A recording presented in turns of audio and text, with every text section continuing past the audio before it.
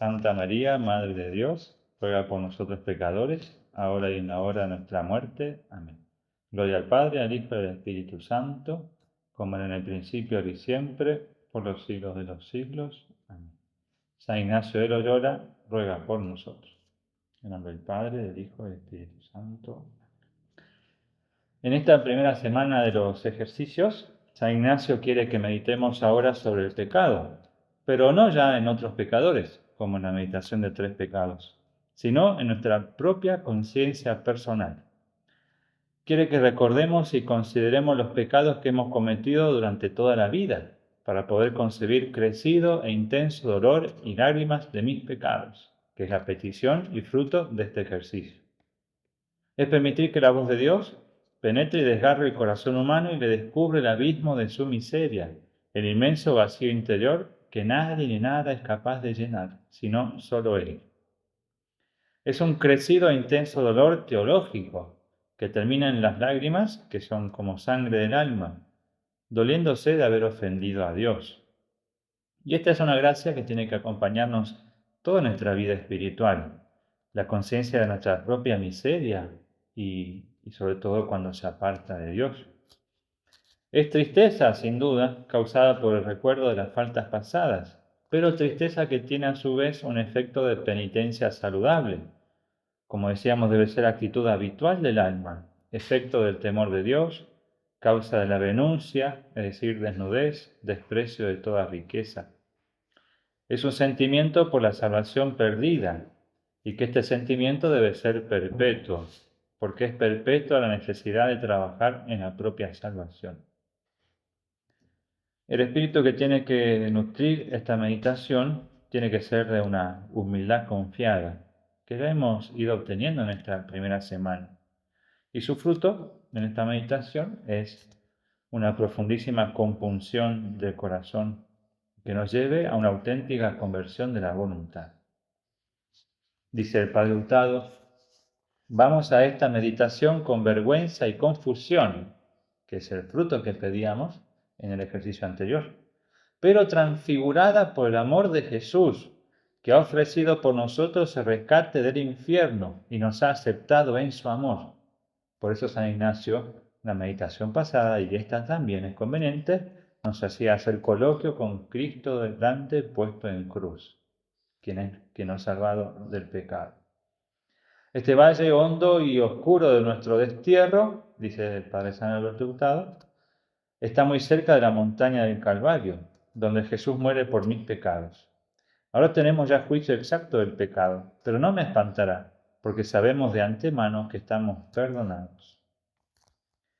Por eso meditar en los propios pecados, pero con un espíritu de confianza en la misericordia de Jesús. Dice Santa Faustina, escribiendo en su diario: hoy escuché en el alma una voz: oh, si los pecadores conocieran mi misericordia, no perecería un número tan grande de ellos. Diles a las almas pecadoras que no tengan miedo de acercarse a mí. Habla de mi gran misericordia.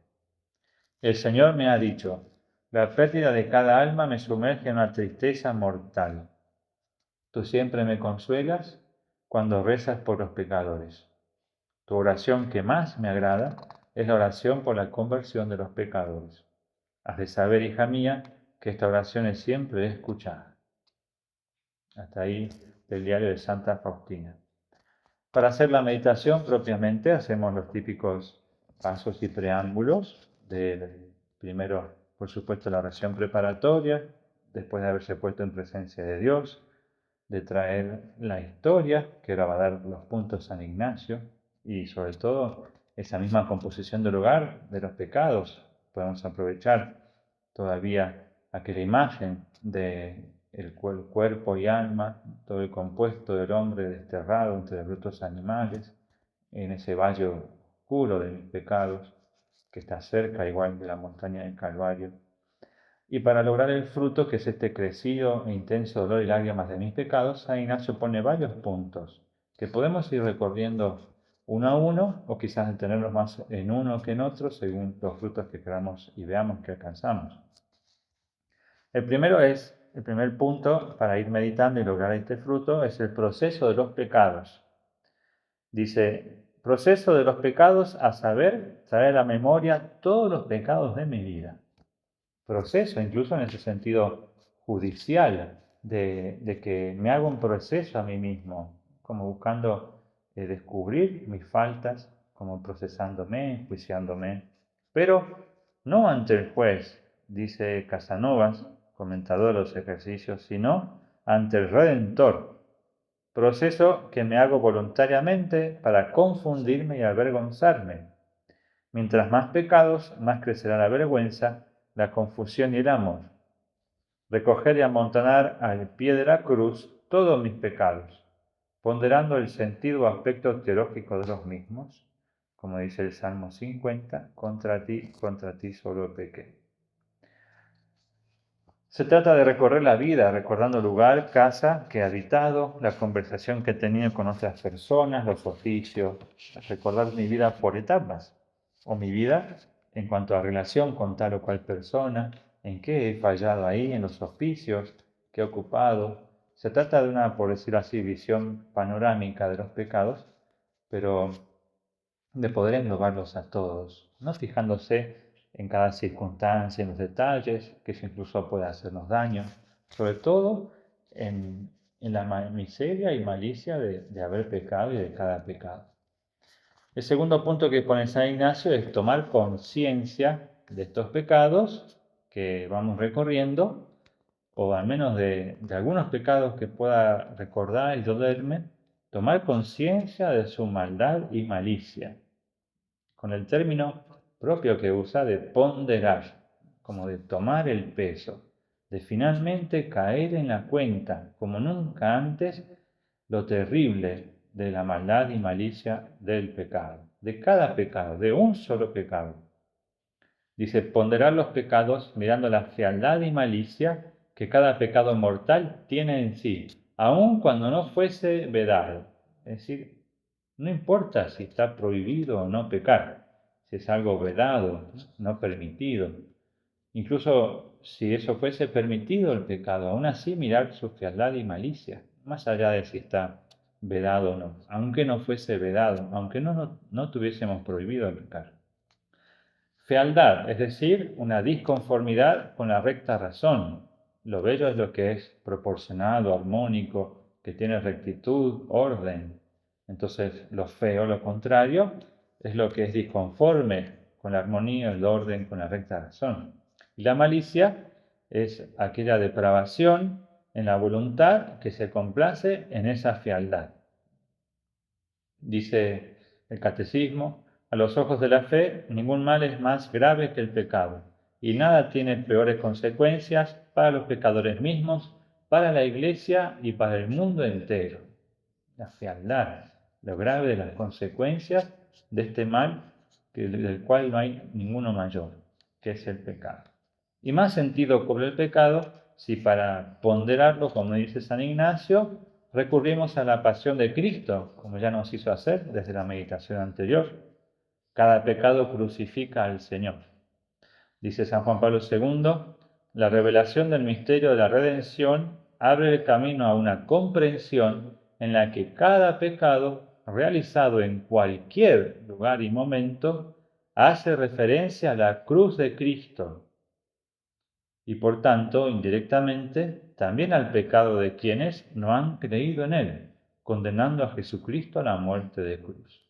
Está indicando San Juan Pablo II que cualquier pecado, en cualquier lugar o momento, hace referencia no solo a la cruz, quiere decir que ha crucificado, es causa de la crucifixión, sino que incluso nos asocia, aunque sea indirectamente, al pecado de quienes no han creído en Él, enviándolo a la muerte de cruz.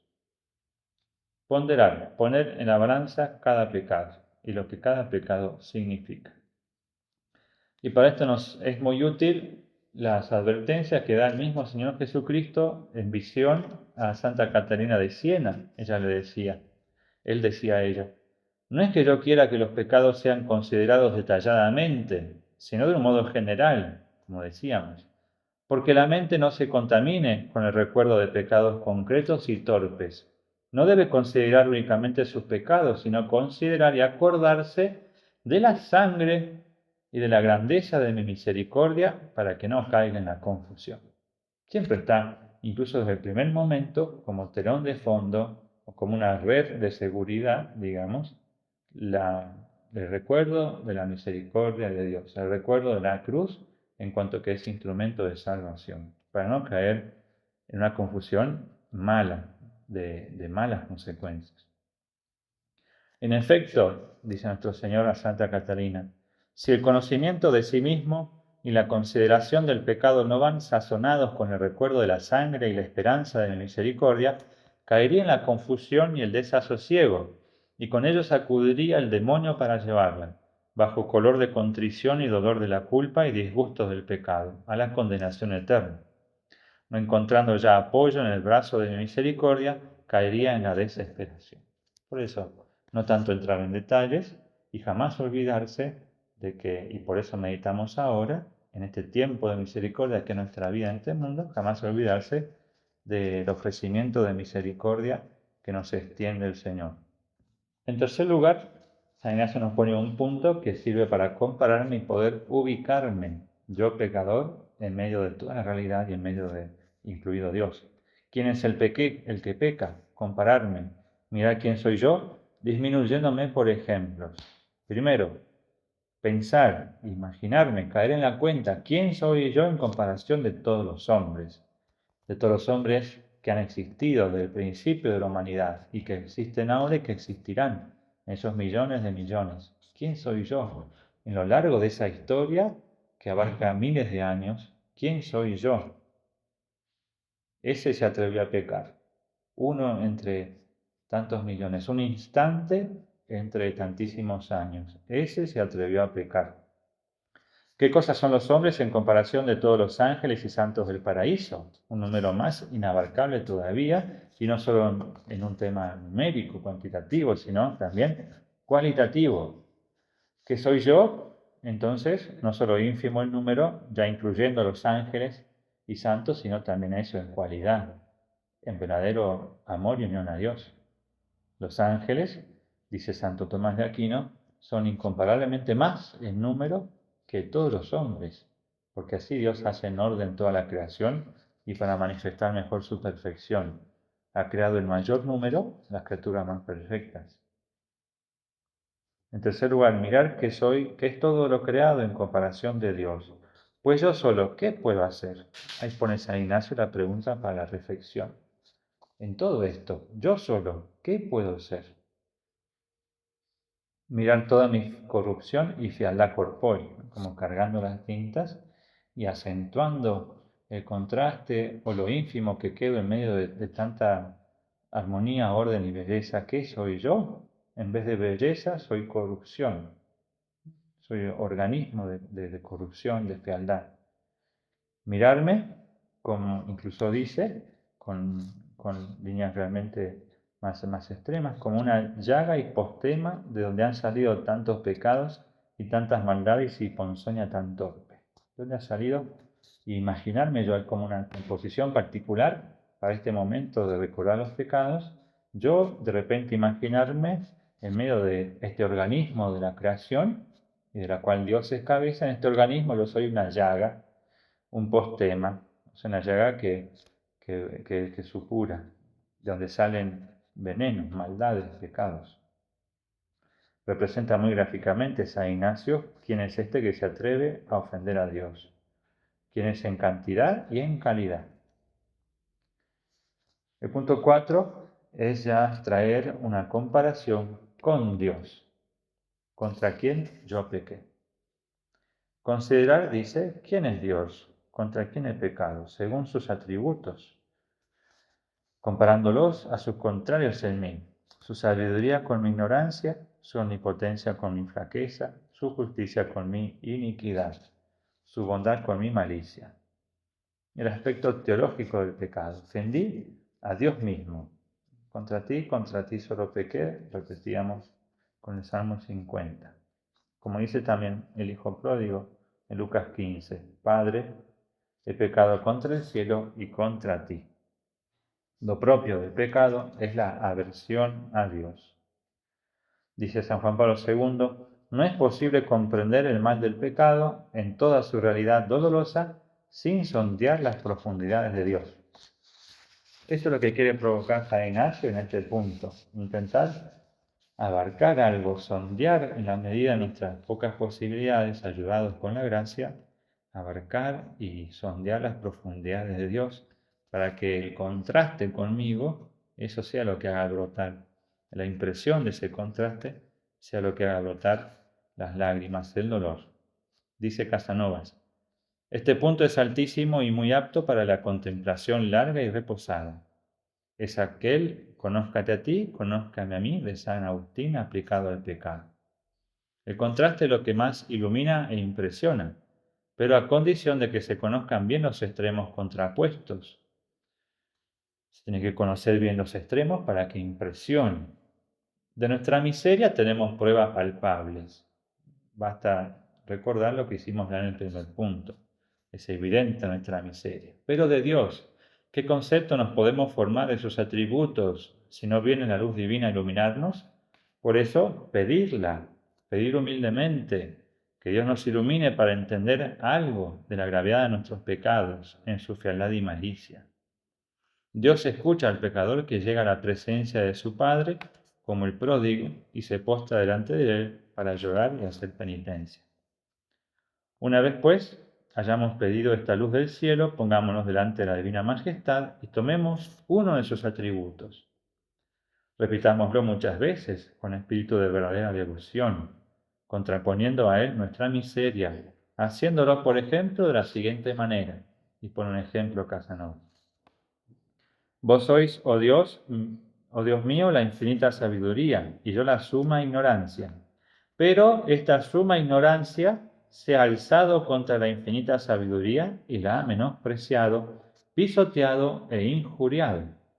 Por vuestra sabiduría infinita, tened misericordia de mí y perdonadme mis pecados, pues me pesa de haberos ofendido.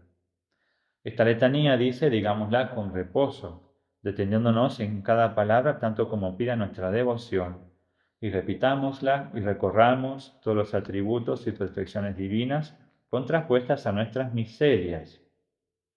Lo que recomienda y tiene mucho fruto hacer así este punto.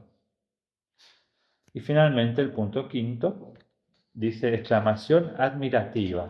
Admirarme con crecido afecto, pensando por todas las criaturas, cómo me han dejado en vida y conservado en ella. Los ángeles, siendo instrumento de la justicia divina, me han soportado, protegido y rogado por mí. Los santos, cómo han actuado intercediendo y rogando por mí. Y los cielos, sol, luna, estrellas y elementos, frutos, aves, peces y animales, y la tierra misma, cómo no se ha abierto para absorberme, creando nuevos infiernos para siempre penar en ellos. ¿Cómo sigo con vida? Dice el padre Casanovas que este viaje recorriendo las criaturas, si no se hace mecánicamente, sino con devoción, irá intensificando el dolor, pero también creará en nuestras almas un gran sentimiento de humildad para aceptar todas las cosas amargas de la vida como fruto natural del pecado.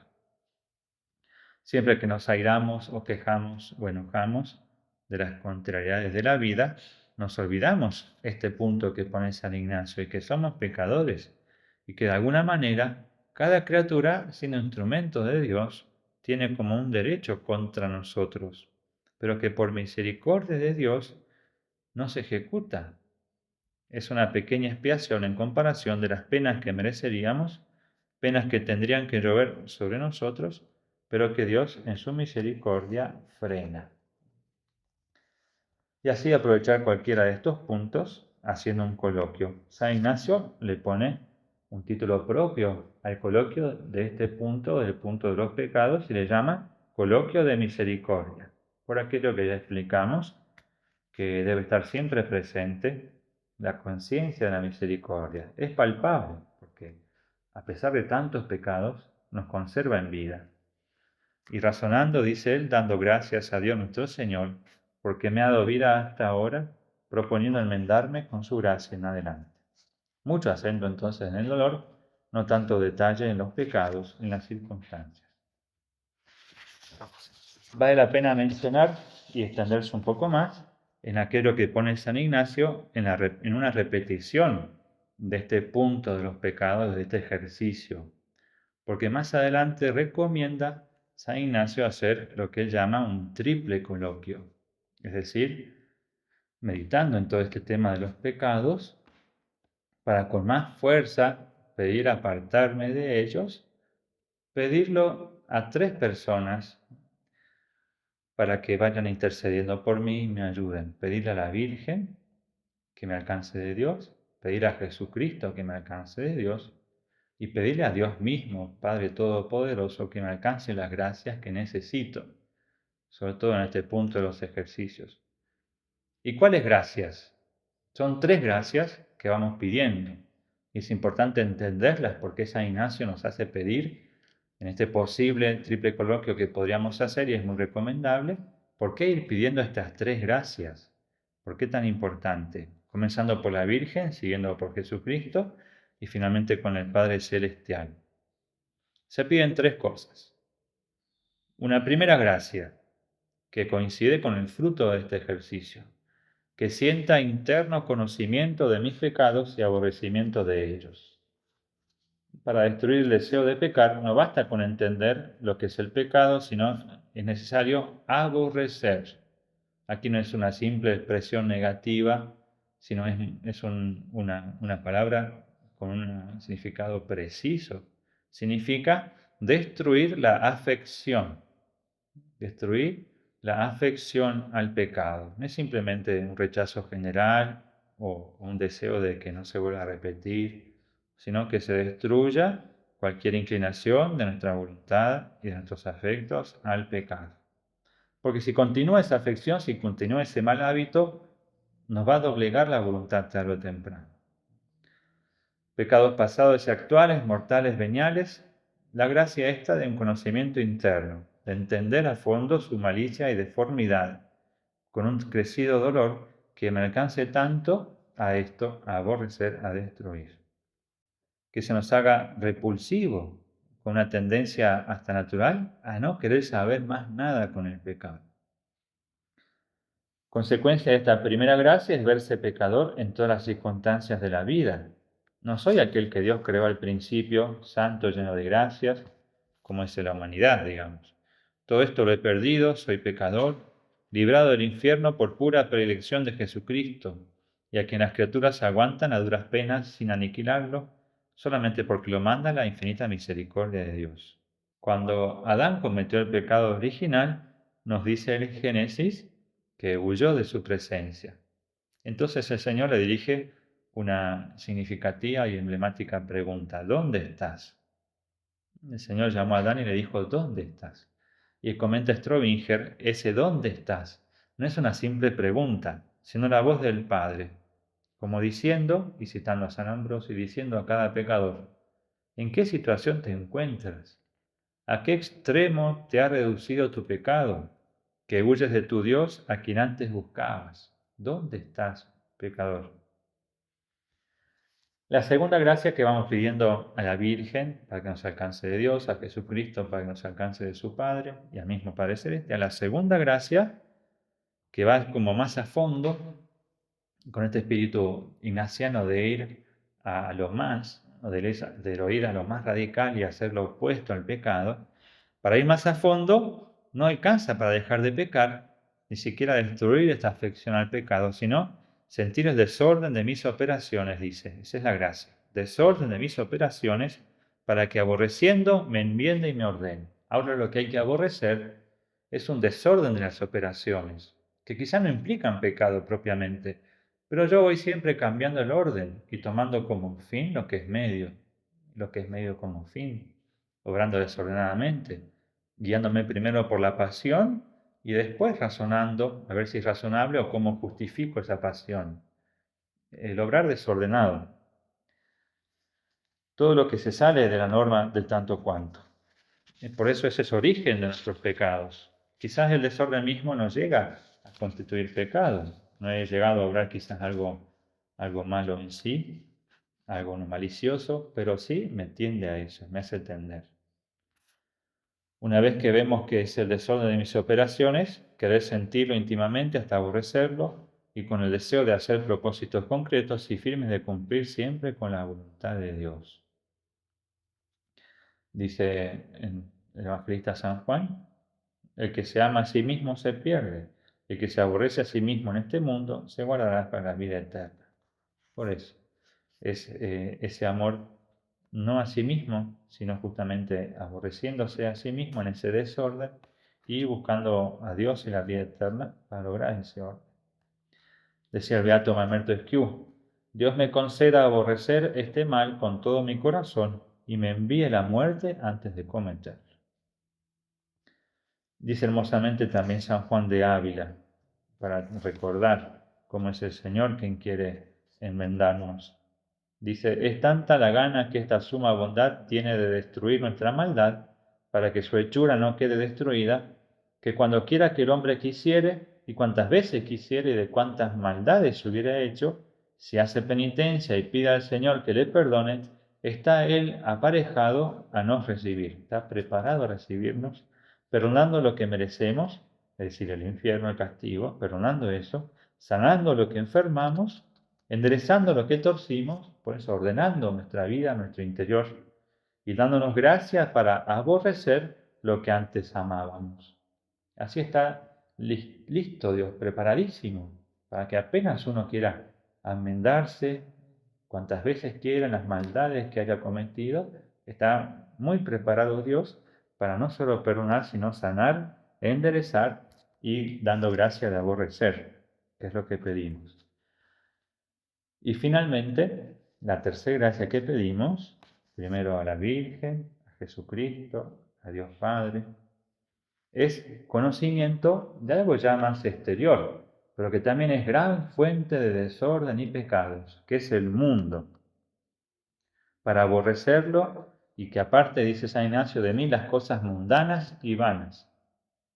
El mundo malo no es la creación, que vimos que es obra buena de Dios, sino las máximas, ejemplos, criterios de personas que viven entregadas a las cosas creadas, a los placeres, a lo pasajero, con un ideal terreno, contrario al Evangelio, sin fe, sin temor de Dios.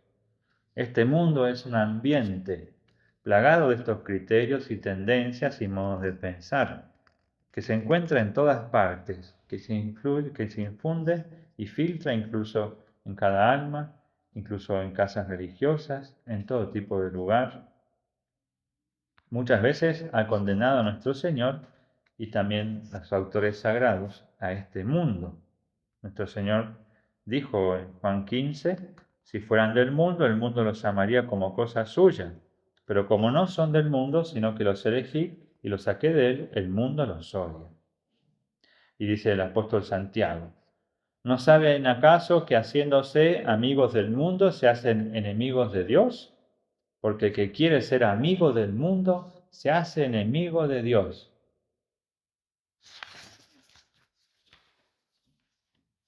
Por eso debemos, pidiendo esta gracia, apartar de nosotros las máximas del mundo, todos sus criterios, sus principios, la libertad primero o mi bien individual primero, mi felicidad y el resto no importa, etc. Para librarnos del espíritu del mundo es necesario aborrecer lo que el mundo ama y amar lo que el mundo aborrece, dice San Agustín. Aborrecer lo que el mundo ama y amar lo que el mundo aborrece. Termino con una expresión de San Juan de Ávila. Mira el cristiano, que pues el mundo despreció al bendito Hijo de Dios, que es eterna verdad y bien sumo, no hay por qué nadie nada le tenga, ni nada le crea.